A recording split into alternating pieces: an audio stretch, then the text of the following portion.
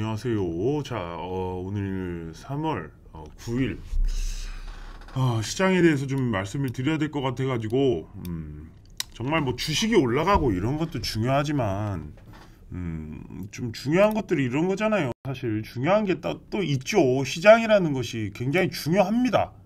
이걸 좀 알아야 되는 부분이 분명히 있습니다. 자, 그래서 여러분들께 오늘 좀 시황에 대해서 좀 말씀을 드리려고 해요. 자, 지금 왜 제가 이런 걸 지금 말씀을 드려야 되냐면,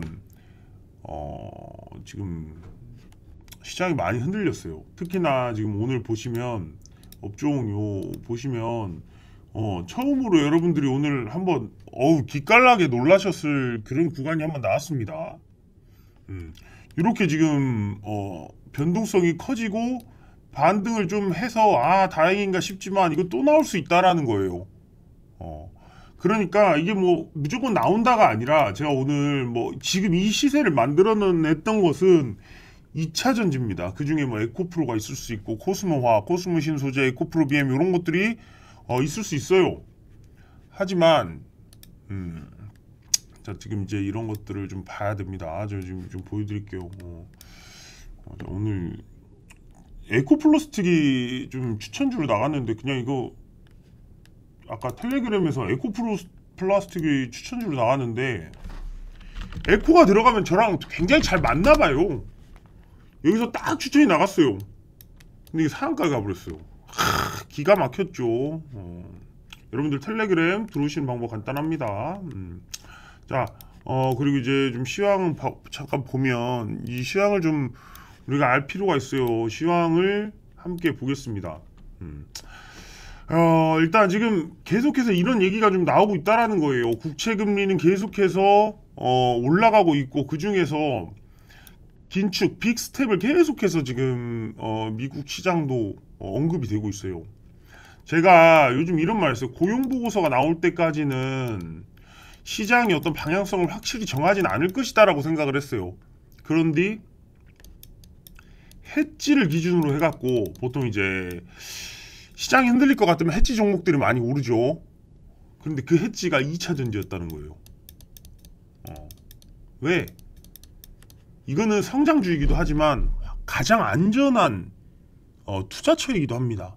그러다 보니까 2차 전지로 고용보고서가 나오기 전에 막 돈이 들어가서 거기에 지금 처음에 들어갔던 돈들이 결국은 개인들의 광기와 투기를 불러일으켜서 계속해서 지금 주가가 올라가고 있었습니다. 이 2차 전지 쪽에서. 자, 그런데 어제 이제 민간 고용에 대한 얘기가 나왔어요. 예상치를 상회했다. 고용이. 그러니까 계속해서 많은 기업들이 감원하고 지금 이제 막 해고하고 해야 된다고 함에도 불구하고 지금 고용이 식지 않고 좋다는 거예요. 일자리가 아직도 남아있다는 겁니다. 그래서 뭐 대기업들 뭐 메타 뭐 저기 아마존 이런 데서는 어느 정도 고액 임금을 받는 그런 구직자를 좀 자르겠지만 아직도 미국에는 고용 일자리가 훨씬 더 많이 남아돌고 있다는 겁니다. 그렇기 때문에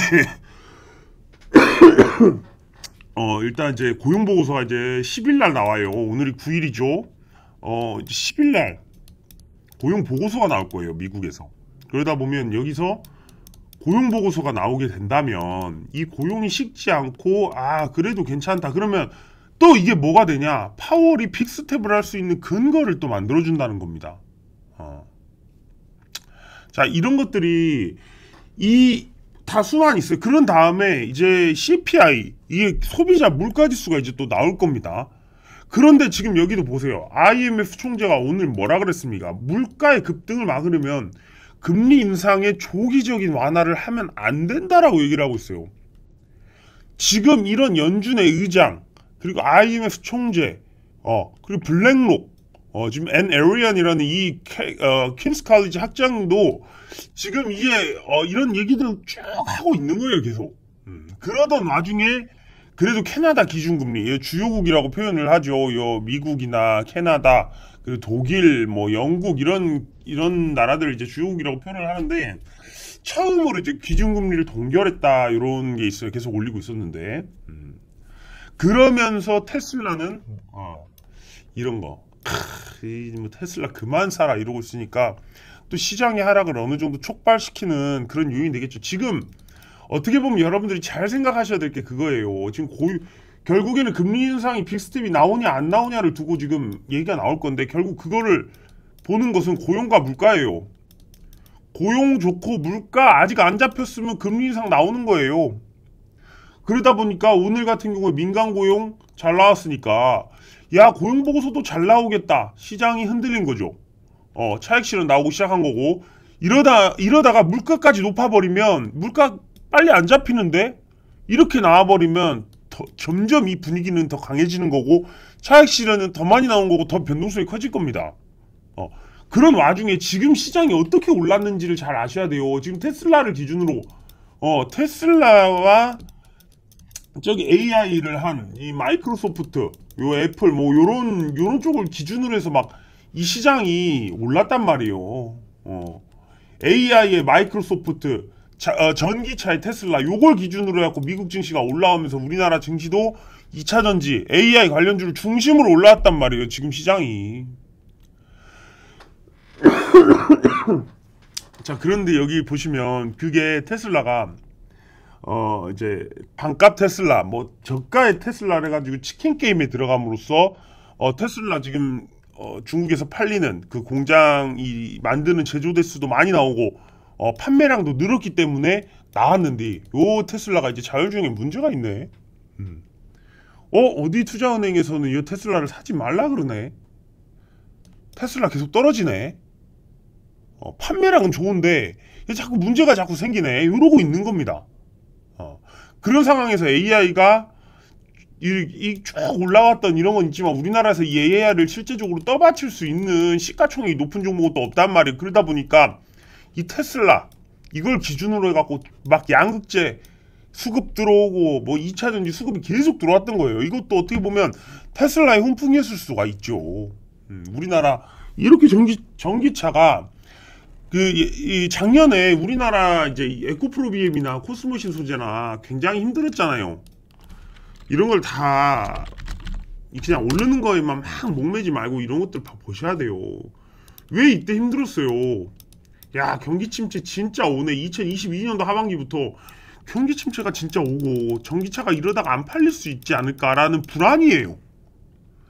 그런데 테슬라가 가격이 날해고 막상 까보니까 잘 팔린다 이거예요. 수요는 있네. 수요만 있으면 결국에는 만들기만 하면 팔리네. 그럼 양극재 계속 전기차에 대한 수요가 이 정도 있으면 양극재 계속 팔리겠네. 자, 전기차가 있으면 충전소 계속 짓겠네. 계속 그런 식으로 지금 이제 시장이 해석을 하고, 야, 그럼 지금 시장 너무 불안한데 지금 투자할 것도 없어. 양극재나 사자. 야, 양극재를 사려고 해서 이제 에코프로 BM하고 코스모 신소재를 사다 보니, 야, 그 쥐주사에는 에코프로라는 게 있고 코스모 화학이라는 게 있네. 이런 친구들도 지금 보니까, 이야, 실적이 잘 나와. 그러다 보니까 그런 쪽을 또 이제 자세히 들여다보니 이런 양극재 회사도 갖고 있지만 폐배터리도 하네. 야, 폐배터리가 엄청나게 성장한대. 이제는 폐배터리까지 막 올라갔던 그 광기를 보였던 시장을 좀 보여주는, 어떻게 보면 이런 거예요. 해지 차원에서 이 시장에서 들어오는 돈이 너무 빠르게 돌아가고 막 신용이 들어가다 보니까 이 시장을 이렇게 들어올려 버린 거예요. 저는 이게 나오면서도 살짝 불안하죠.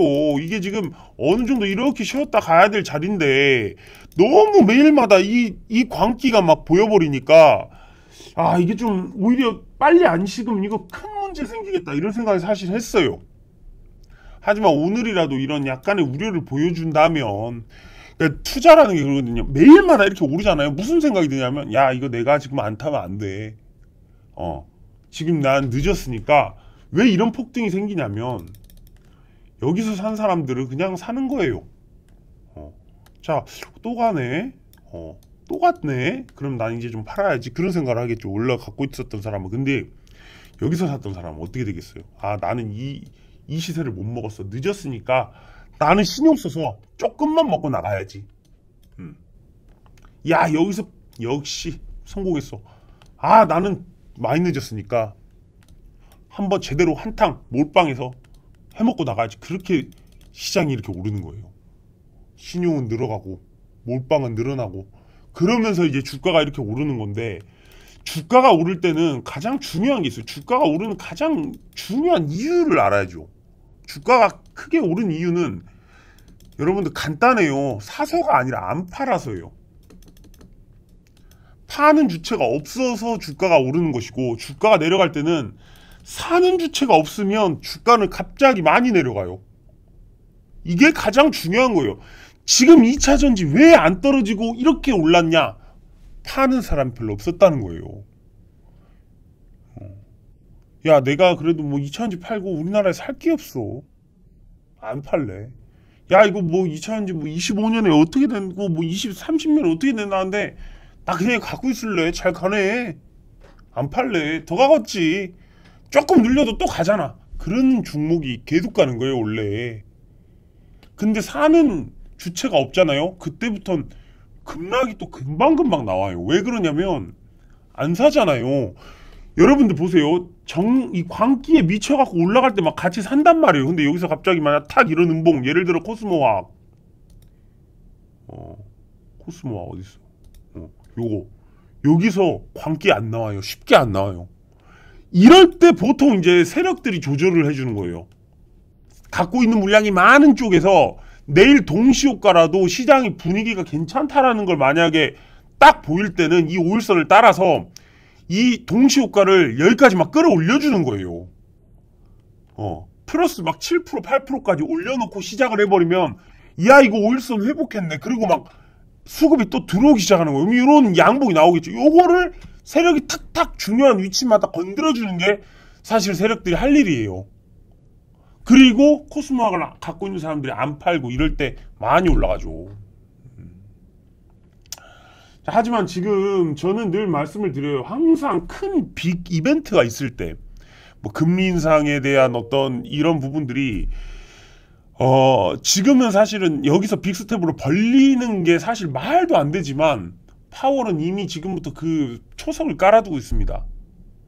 이게 무슨 말이냐면, 원래 지금 금리 인상의 속도를 베이비 스텝까지 줄였으면 이제는 멈출 단계를 생각해야 되는데, 여기서 다시 빅 스텝으로 간다? 예를 들면 이거예요. 여러분들 한 바퀴 운동장을 막 뛰는데 막 속도를 올려서 뛰죠.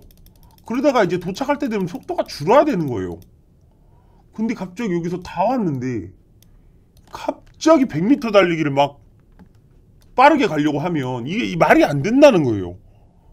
그런데도 불구하고 파월은 지금 뭐라 그러냐면, 나는 판단하지 않겠다. 나는 판단하지 않을 것이고 그냥 지표가 나오는 대로 움직일 것이고 점도표 나오는 대로 움직일 것이다. 그러고 있는 거예요. 그러다 보니까 야, 정말 비슷해 나오는 거 아닌가? 그런 우려 때문에 변동성 장세가 지금 미국 시장도 그렇고 우리나라 시장도 있어요. 자, 여러분들이 지금도 저는 그렇게 생각해요. 지금 뭐 2차전지 굉장히 많이 올랐어요. 굉장히 많이 올랐고 소외를 받으신 분들도 있을 것이고 잘 사서 수익을 보신 분들도 있을 겁니다. 하지만 투자라는 것을 계속 이렇게 높은 데서 먹었는데 또 수익을 봐서 또 사고 이런 게 반복이 되면 여러분들 나중에 큰일 나요.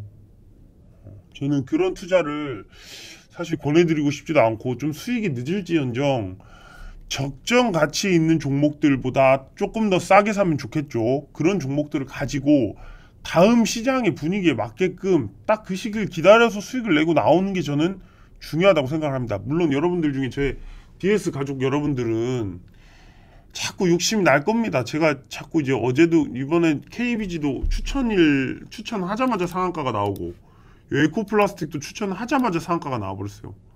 그러니까 여러분들이 눈이 좀 헷가닥 할 수 있어요. 여기서 오늘 딱 추천을 했는데 여기까지 가버린 거예요. 근데 여러분들 이런 게 하나 두 개 있다고 해서 너무 이런 거에 목을 맬 것 같아. 내가 이런 걸 안 줘야 된다는 생각도 해요, 요즘은. 왜 그러냐면 실제로 이런 종목을 받아서 매매를 이제 받다가 딱 천천히 가는 종목 한번 줘버리면 이 못 기다리고 매매 돌기 시작하는 거예요. 한번 사면 파는 뭐 주식 그렇잖아요. 올라갈 수도 있고 내려갈 수도 있어요. 그런데 이제 여러분들이 이런 거를 사고 팔고 계속 그렇게 하면은 절대로 주식을 사고 팔고를 자주 하는 사람은 돈을 벌 수 없습니다.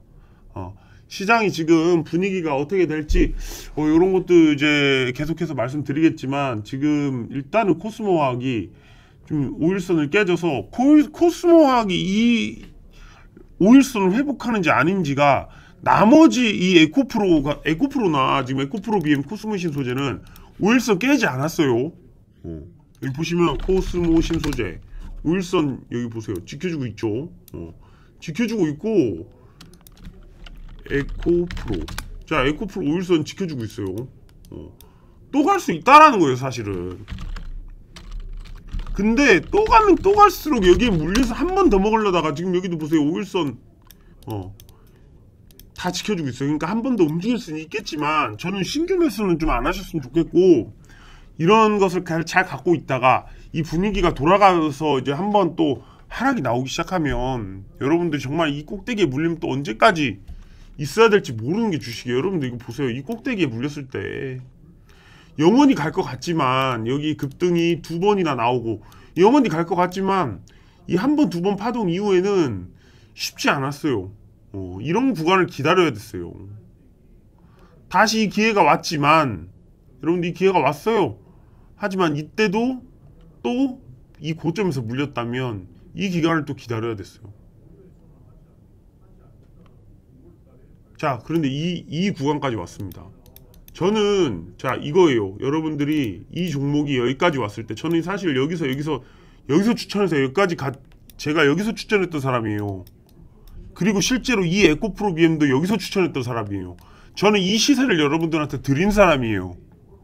그런데도 불구하고 저는 이 시세가 나왔기 때문에 단기간에는 여러분들 이런 우려가 좀 되는 거고, 이것도 마찬가지요. 여기까지 왔기 때문에 단기간에는 좀 여러분들이 그런 욕심을 안 가지셨으면 좋겠다, 이런 말씀 좀 드리고 싶습니다. 자, 또 시황이 급변하는 이런 상황에서 영상 올려드릴 테니까 여러분들 좋아요, 구독 좀 많이 눌러주시고, 여러분들 텔레그램 들어오시는 방법 간단합니다. 여기 T 보내주시면 됩니다. 자, 오늘 영상 여기서 마무리 짓겠습니다.